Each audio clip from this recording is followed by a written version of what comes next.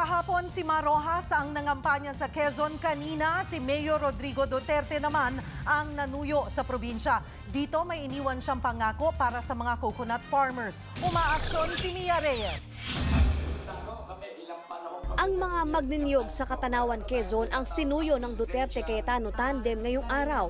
At ang pangako nila sakaling mahalal ay ang pag-aksyon sa isyu ng Coco Levy Fund para maipamahagi na ito sa coconut farmers.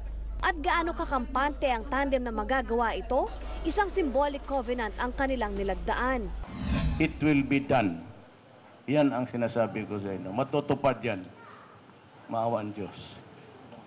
Yan, I can guarantee you that. Gagawa raw ng paraan si Mayor Duterte lalo't hindi na aniya ito kontrolado ni Danding Coangco. For the longest time, he was in control. But ngayon, it's a matter of just prodding government to move. Kaya kung hindi ako na magsabi sa kanila, huwag ninyong patagalin. And I will have to talk as president that, Nauna nang bumisita sa Quezon kahapon si Marojas na may binitiwan ding pangako sa mga magninyog. Si Pangulong Pinoy mismo gumawa na nga ng executive order para mabilis na maparating ang biyaya ng coconut levy sa ating mga magnunyog dito sa Quezon, sa Southern Tagalog, sa Leyte, sa buong Pilipinas.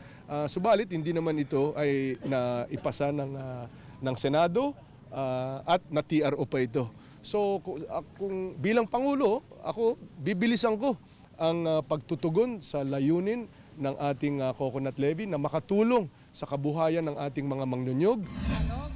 Matatandang sa News 5 debate sa Cebu, isa ang isyu ng Coco Levy Fund sa mainit na tinalakay. Iginiit ni Senadora Grace Poe na dapat mapunta sa mga magnunyog ang 70 billion pesos na Coco Levy Fund.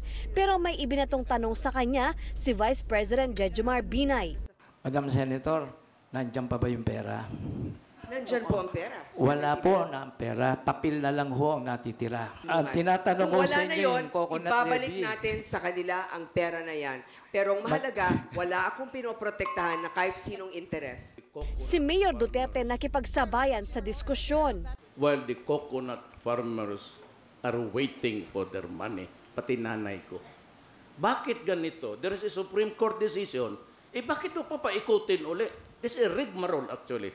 Why don't you just say, sa uli mo sa coconut farmers, period.